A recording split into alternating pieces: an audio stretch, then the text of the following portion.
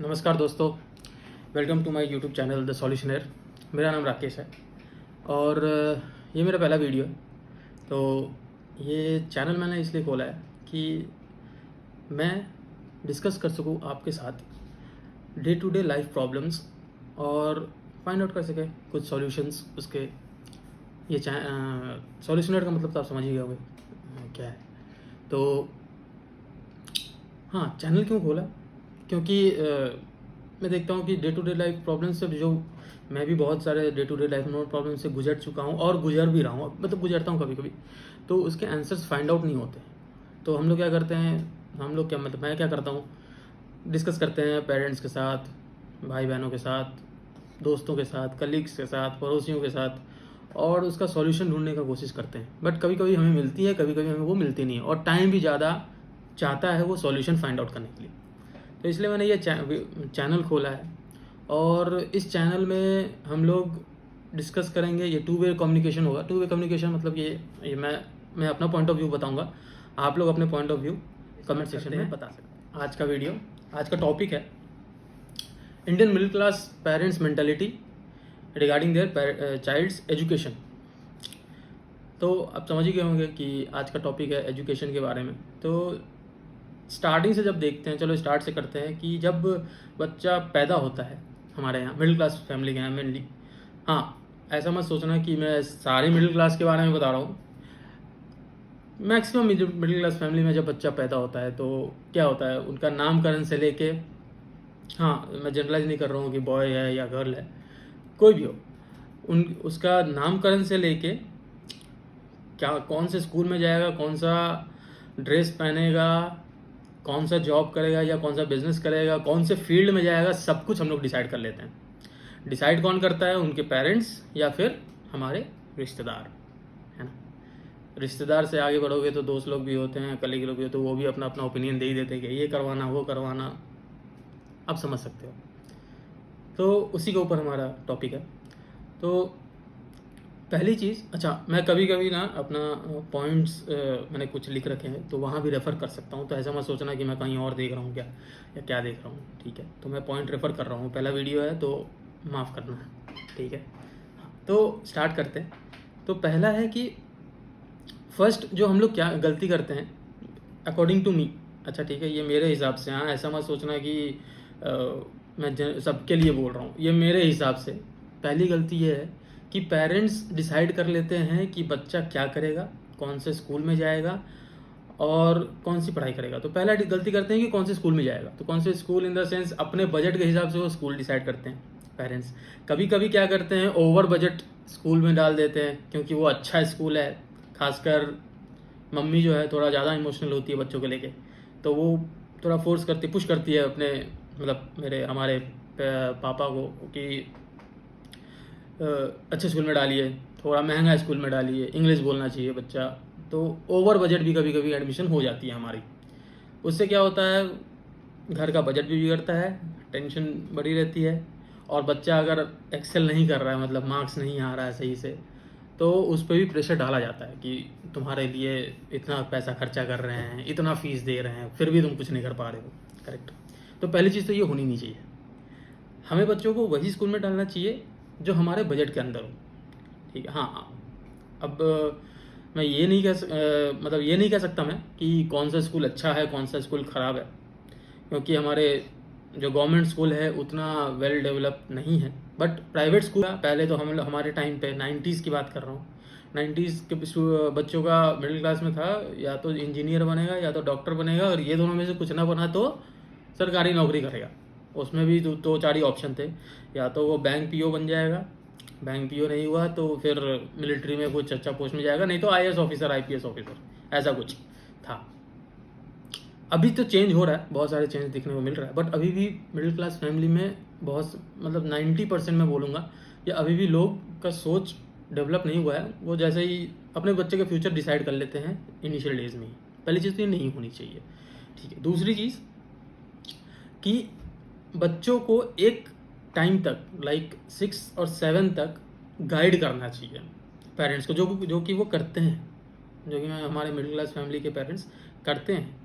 But क्या होता है, हम क्या करते हैं अपने बच्चों को उसी डायरेक्शन में पढ़ाने का सोचते हैं जो डायरेक्शन मैंने सोचा। जैसे मान लो मैं इंजीनियरिंग का सोचा है मैंने अपने बच्चों के लिए, मतलब एक एग्जांपल दे रहा हूँ कि अगर मेरे को बच्चे को इंजीनियर बनाना है तो मैं मैथ्स, फिजिक्स, केमिस्ट्री और साइंस पे ज़्यादा फोकस करते हैं हम लोग उस बच्चे को कि हाँ तो ये इस पे मार्क्स आने चाहिए अच्छे से, तभी तो इंजीनियर पढ़ पाएगा, नहीं तो नहीं बन पाएगा, है ना। 10th के बाद साइंस ही नहीं ले पाएगा अगर नंबर कम रहे इसमें तो वो चीज़ नहीं करनी चाहिए।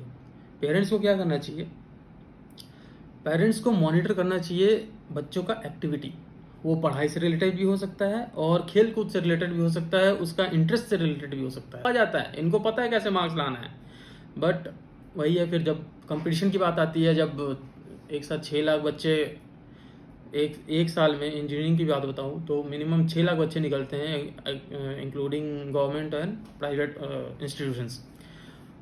उनके साथ कंपटीशन उनका, अब वो कंपटीशन में वो नहीं आगे बढ़ पाते हैं, नौकरी नहीं मिलती है, तो वही पेरेंट्स फिर उन पर प्रेशर डालना चालू करते हैं, अब नौकरी नहीं मिल रही तुमको।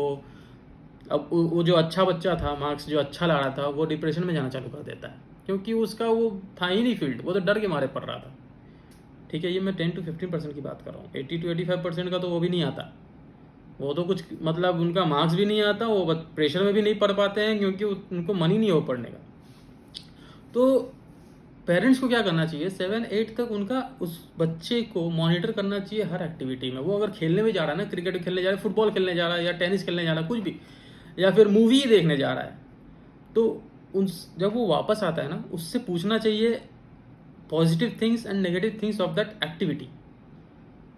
इन द सेंस, कोई अगर क्रिकेट खेलने जा रहा है तो क्रिकेट खेल के जब वो वापस आ रहा है तो पेरेंट्स उससे, हाँ डेली नहीं पूछ सकता, कभी कभी हफ्ते में एक बार बैठ गए, ऐसे ही नॉर्मल डिस्कशन होने लगा तो बैठ के पूछ सकते हैं कि हाँ तुम ये जो जाते हो खेलने के लिए या क्रिकेट खेलने जाते हो तो क्या सीखते हो। बिहेवियरल चेंज भी वो बहुत सारा बहुत इंपॉर्टेंट होता है। बच्चा जब खेलने जाता है तो वहाँ पे बहुत सारे पॉजिटिव थिंग्स भी होते हैं, नेगेटिव थिंग्स भी होते हैं। नॉट रिगार्डिंग क्रिकेट में बोल रहा हूँ, कोई भी चीज़ है, 10 लोगों से मिलता है तो पॉजिटिव चीज़ भी सीखता है, नेगेटिव चीज़ भी सीखता है। और जब आपको बच्चा आके बताएगा, पहली बात तो आपको फ्रेंडली होना पड़ेगा उसके साथ। अगर फ्रेंडली है आप तो आपको आके बताएगा कि हाँ मेरे साथ आज ये हुआ, मैंने ये किया, तो पॉजिटिव थिंग्स भी बताएगा, नेगेटिव थिंग्स भी बताएगा। तो आपको वो मॉनिटर करना है कि हाँ ये पॉजिटिव थिंग्स से सीख क्या है, ये नेगेटिव थिंग्स सीख क्या है। तो आपको नेगेटिव थिंग्स उसको समझाना पड़ेगा कि हाँ बच्चे ऐसे नहीं, ऐसे ये नेगेटिव चीज़ें हैं, ये आपके लाइफ में नहीं होनी चाहिए, ये पॉजिटिव थिंग्स है, ये आप अपने ग्रैब करो, अपने लिए अच्छा है, फ्यूचर के लिए आपके लिए अच्छा है। और जब वो बच्चा आगे 10th तक पहुंचता है, 10th में मार्क्स जो भी आए, doesn't matter, first division second division doesn't matter, उससे आप बैठ के, अब देखो आप 4-5 साल से उसको हर एक्टिविटी में उसका पॉजिटिव नेगेटिव देख रहे हो कि कौन से में वो ज़्यादा लीन है, इन द सेंस कौन सी एक्टिविटी में ज़्यादा लीन है वो। आप 10th के बाद उससे डिस्कस करके उस फील्ड में उसको डाल सकते हो, उसको बोल सकते हो कि तुम्हारा क्योंकि 10th के बाद बच्चे कंफ्यूज होते हैं कि क्या करें नहीं करें, ठीक है, वो अपने पेरेंट्स के पास ही जाते हैं। तो पेरेंट्स को ही गाइड करना पड़ेगा कि हाँ भाई तुम क्या कर सकते हो, ठीक है।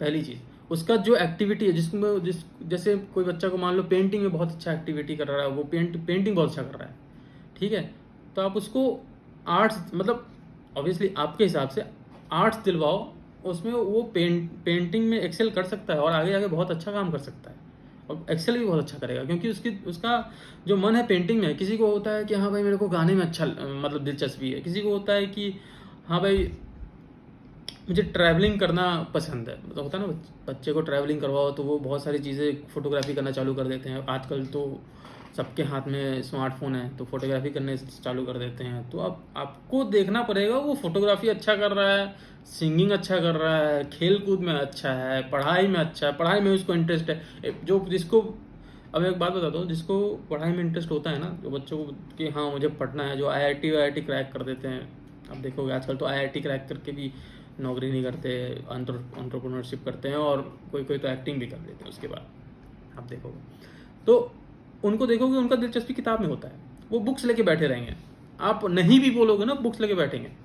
लेकिन बहुत सारे बच्चे हैं जिनको मन नहीं है, आपको बार बार बोलना पड़ता है कि ये करो वो करो, पढ़ने बैठो, ऐसा है। एक चीज़ और है, हमें एज अ पेरेंट्स हमें एक टाइम टेबल बनाना बहुत ज़रूरी है। बचपन से मैं बता रहा हूँ, बचपन से KG क्लास से आपको एक टाइम टेबल देना पड़ेगा बच्चों को ताकि वो अपने लाइफ तक वो time table, life in the sense 12 तक तो कम से कम मेंटेन करे। जैसे कि टाइम टेबल कैसा होना चाहिए, एग्जांपल दे सकता हूँ कि सुबह अगर 6 बजे उठ रहा है बच्चा, तो 6 से 8 बजे तक स्कूल, अब स्कूल पे डिपेंड करता है टाइमिंग क्या है। अगर स्कूल टाइमिंग आपका सुबह का है तो ऑब्वियसली वो सुबह स्कूल चला जाएगा, दोपहर को आएगा, खाना वाना खाएगा, थोड़ा रेस्ट करेगा, 4 से 6 खेलने दो उसको। खेलने इन द सेंस उसको जो मन कर रहा है एक्टिविटी करने को, जो उसमें दिलचस्पी है वो करने दो। 6 से लेके 3 घंटे, कम से कम 2 घंटे या 3 घंटे आपको डिसाइड करना पड़ेगा कि भैया बैठो पढ़ने के लिए, ठीक है। आपको एक टाइम टेबल बना के उसको देना पड़ेगा, क्योंकि बच्चों को पता नहीं होता है वो आज के, बट हम लोग के टाइम में एक टाइम टेबल था, बट आज के बच्चों में मैंने वो देखा नहीं। मतलब हो सकता है बहुत सारे फॉलो करते हैं, बट मेरे नज़र में नहीं पड़ा है कि हाँ टाइम टेबल कोई फॉलो कर रहा है कि हाँ इतना बज गया तो मेरे को अभी इतना करना है, ये करना है, अभी ये करना है। टाइम मैनेजमेंट बहुत ज़रूरी है। फ्यूचर में ये आप समझोगे कि मैं बच्चे को रेस्ट्रिक्ट कर रहा हूँ बहुत सारी चीज़ों में, नहीं, ये फ्यूचर में बहुत फ़ायदेमंद होगा। टाइम मैनेजमेंट सीख जाएगा। टाइम मैनेजमेंट बहुत बड़ी बात होती है। अगर एक बच्चा टाइम मैनेजमेंट सीख जाए ना, वो किसी भी फील्ड में वो एक्सेल कर जाएगा। तो बच्चों को टाइम मैनेजमेंट भी सिखाना बहुत जरूरी है। तो ये एक इम्पॉर्टेंट चीज़ थी जो बतानी थी। दूसरी है कि जैसे मैंने आपको बताया कि स्ट्रीम पेरेंट्स नहीं डिसाइड करेंगे, मतलब नहीं इन द सेंस आप हेल्प आउट कर सकते हो, आप अपना व्यू पॉइंट दे सकते हो कि हाँ तुम कॉमर्स लोगे तो ऐसा ऐसा ये फील्ड्स हैं। आपको भी पढ़ना पड़ेगा पेरेंट्स को। पहली बात कि ये बहुत सारे मिडिल क्लास फैमिली में होते हैं कि उनको पता नहीं होता है कि कॉमर्स में, हाँ कॉमर्स मतलब चलो भाई MBA BBA कर लेगा, MBA कर लेगा, और फील्ड उनको पता नहीं होता है पेरेंट्स को, तो वो बच्चों को भी बता नहीं पाते। तो पेरेंट्स को भी पढ़ना पड़ेगा कि साइंस लेगा तो क्या होगा, कॉमर्स लेगा तो क्या होगा, आर्ट्स लेगा तो क्या क्या फील्ड्स हैं, या फिर स्पोर्ट्स में जाएगा तो कौन कौन से लेवल पे उसको क्लियर आउट करना पड़ेगा, तब जाके वो नेशनल खेल सकता है, ठीक है। Same as singing, acting, whatever field वो चूज, अगर बच्चा चूज करता है उसके ऊपर है, ठीक है। तो नेक्स्ट पॉइंट जो है बहुत ही इंपॉर्टेंट है, वो है पेरेंट्स को कभी अपने बच्चों के मार्क्स पे जज नहीं करना चाहिए। बच्चों को मार्क्स पे तो कभी जज नहीं करना चाहिए अपने बच्चे का ये कैपेबिलिटी। कोई बच्चा 100 में 100 लाता है, कोई बच्चा 100 में 80 लाता है, कोई बच्चा 100 में 50 भी लाता है ना, तो आप ये मत सोचो जो 100 में 50 लाता है वो बेवकूफ़ है, उसको कुछ नहीं आता, या उसने वो मेहनत ही नहीं कर रहा है, या फिर वो मेहनती नहीं है, गोली दे रहा है, कुछ भी ऐसा नहीं सोचना चाहिए। इसलिए क्योंकि मैं एक एग्जांपल देता हूँ, आप एक एग्जांपल ले लो। एक बच्चा है, इसका नाम है राज, एक बच्चा है उसका नाम है प्रेम, ठीक है। राज और प्रेम का IQ कभी सिमिलर नहीं हो सकता, बहुत रेयर चांस है कि सिमिलर हो, लेकिन बहुत मुश्किल है, ठीक है। ये बच्चा अगर मैं एक पैराग्राफ लिखने दे दूँ, ये अगर 5 मिनट में लिखता है राज, तो ज़रूरी नहीं प्रेम भी 5 मिनट में लिख देगा। हो सकता है उसको 10 मिनट लगे, हो सकता है उसको 2 मिनट लगे, ठीक है। तो आप किसी का कैपेबिलिटी डिसाइड नहीं कर सकते कि हाँ मेरे बच्चे का कैपेबिलिटी हमेशा टॉप पे होना चाहिए, 99% या 100% ही आएगा उसको, ठीक है। उस पर जज मत करो। हाँ आप पढ़ाई जैसे मैंने आपको पहले बताया कि उसके जो फील्ड में उसको दिलचस्पी है उस पर उसको रेट करो ना। अगर वो बच्चा, आपको मान लो कि उसके पढ़ाई में उसके नंबर नहीं आ रहे हैं और उसको क्रिकेट में बहुत, क्रिकेट तो चलो इंडिया में सभी खेलते हैं, मैं आपको सिंगिंग की बात करता हूँ, सिंगिंग में ज़्यादा इंटरेस्ट है और उसको गाने देते हो तो लोग सुनते हैं उसका गाना, तो आपको उसमें जज करना चाहिए, नहीं ये गाना गाता बहुत अच्छा है, तो आपको उसी फील्ड में उसको एक्सेल करने के लिए हेल्प आउट करना चाहिए। मैं समझ सकता हूँ कि मिडिल क्लास फैमिली में जो होता है कि पेरेंट्स सोचते हैं कि मेरे पास तो उतना है नहीं, मेरे बाद ये क्या करेगा, अगर नहीं कमाएगा तो खुद का भी पेट नहीं पाल पाएगा, हमारा तो छोड़ो, हम तो कैसे भी जी लेंगे, लेकिन खुद का भी नहीं पेट पाल पाएगा तो हम ही फिर देखना पड़ेगा। तो एक टेंशन ये रहती है, फिर इसे शादी कौन करेगा, फिर हमारा वंश कैसे आगे बढ़ेगा, ये घर कैसे खरीदेगा, ये सब कुछ हो जाएगा, ठीक है। सिर्फ ये है कि वो जिस पे उसका दिलचस्पी है उस पे उसको फोकस करने दो, और कोई भी काम छोटा बड़ा नहीं होता, ठीक है। अगर वो राइटर बनना चाहता है तो ये मत समझो कि ये बॉलीवुड में जाएगा, नहीं जाएगा, राइटर कैसा बनेगा नहीं बनेगा, उसको दिलचस्पी, उसको जाने दो, करने दो उसके अपने मन की काम। हाँ ये एक और चीज़ है, ज़रूरी नहीं कि उसका जो फील्ड में मन लग रहा है उसमें वो 100% देगा और एक्सेल कर ही जाएगा। 100% किसी भी चीज़ का गारंटी नहीं है, हो सकता है वहाँ फेल हो जाए वो, बट जब वो फेल होगा ना, वो बहुत कुछ सीखेगा। उस फेलियर से ना बहुत कुछ सीखता भी है। लोग सीखते हैं फेलियर से, आप मेरे से एग्री करोगे। जब वो कोई चीज़ हम लोग भी करते हैं और फेल हो जाते हैं, तो मेरे हिसाब से मेरा टाइम वेस्ट नहीं होता उस चीज़ों में। मैं भी बहुत सारी चीज़ करता रहता हूँ और कर चुका हूँ, उसमें फेल भी हुआ हूँ। तो फेल हुआ हूँ तो बाहर समाज के लोग तो ऑब्वियसली बोलेंगे तुम फेल हो गए, तुम कुछ नहीं कर पाए, मुझे पता था, मैंने बोला था तुम नहीं कर पाओगे, और फेल हो गए, और तुमने टाइम वेस्ट किया, पैसा वेस्ट किया, सब कुछ बोलते हैं। लेकिन मैं ऑब्वियसली मैं अपने दोस्तों को या फिर कलीग को तो बस समझा सकता हूँ कि हाँ मैं फेल हुआ हूँ, मानता हूँ मैं फेल हुआ हूँ, मतलब पेरेंट्स को भी बताता हूँ कि हाँ मैं फेल हुआ हूँ, बट मैंने बहुत सारी चीज़ें इससे सीखी है। फेलियर भी बहुत कुछ सिखा देता है, ठीक है। तो ये पॉइंट ध्यान रखना चाहिए पेरेंट्स को। अच्छा, अब ये तो मैंने सिर्फ क्या करना चाहिए बताया, नेगेटिव थिंग्स व्हाट, मतलब क्या कर नहीं अगर करते हैं हम लोग तो क्या क्या आगे हमें कॉन्सिक्वेंस झेलना पड़ता है अपने बच्चों को लेके। अभी तक तो हम लोगों ने पॉजिटिव थिंग्स की बात करी, अब हम बात करेंगे नेगेटिव थिंग्स की। जो हमने बात की, अगर हम वो नहीं करते हैं, जो कि चला आ रहा है, जो सिस्टम चला आ रहा है वही फॉलो करते हैं, तो क्या क्या कॉन्सिक्वेंसेस हो सकते हैं। कॉन्सिक्वेंसेस तो आपको पता ही होगा, अगर आप पेरेंट्स हैं एक, और आप भी समाज में देखते ही हो क्या क्या कॉन्सिक्वेंसेस है। जैसे कि क्या होता है कि हम अपना पेरेंट्स जो है अपना जो थिंकिंग है, जो अपना सोचते हैं कि हाँ भाई यही फील्ड तुमको लेना है, इसी में तुमको आगे एक्सेल करना है, तो उसमें क्या होता है 90% बच्चे क्या होते हैं, फेल हो जाते हैं आगे जाके। मैं ये नहीं बोल रहा हूँ 10th में फेल हो जाते हैं या 12th में फेल हो जाते हैं या अपने एकेडमिक्स में फेल हो जाते हैं, नॉट एकेडमिक्स में बोल रहा हूँ, आगे जाके इन द सेंस जब उनको जॉब लेना होता है या फिर जब उनको ये करना होता है, जैसे बिजनेस, तो मान लो कोई बिजनेस ही में ही एक्सेल करना चाहता है, बिजनेस करना होता है, वहाँ पे उनको फेलियर पहली बार दिखना चालू होता है। और वो फेलियर जब आती है तो वो क्रिटिसाइज करना चालू करते हैं, किसको, पेरेंट्स को, खुद को कम आंकना चालू कर देते हैं कि भैया मैं इतना कैपेबल ही नहीं हूँ इसका, ठीक है। और क्या होता है, और क्या कॉन्सिक्वेंसेस है, जैसे कि बहुत सारे बच्चों को आपने देखा होगा, बहुत सारे क्या 70% बच्चों को आपने देखा होगा, इनफैक्ट मैं भी ऐसा ही था। तो क्या होता था कि जैसे पढ़ने जब हम बैठते थे, तो पढ़ने बैठते थे ये डर से कि हमारे पापा मम्मी देख तो नहीं रहे, उनको दिखाने के लिए पढ़ते थे और उनके लिए पढ़ते थे, क्योंकि वो चीज़ में हमारा मन, मतलब बच्चों का मन नहीं लगता है।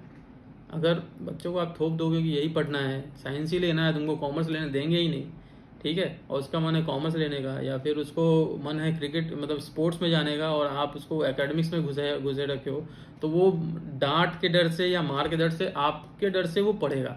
और जब पढ़ाई होता है वो पढ़ाई नहीं होता है। एकेडमिक्स भी में नंबर वैसा ही आएगा, एवरेज। कोई कंपटीशन में भी जब वो बैठेगा उसका रिजल्ट आएगा एवरेज। जॉब में जब वो बैठेगा उसका रिजल्ट आएगा एवरेज। उसको जॉब मिल भी जाता है, ठीक है, ऐसा नहीं है कि एवरेज लोगों को मिलती नहीं है, मिल जाएगा जॉब, वो जॉब में भी परेशान रहेगा क्योंकि उसके मन का काम नहीं हो रहा है वो।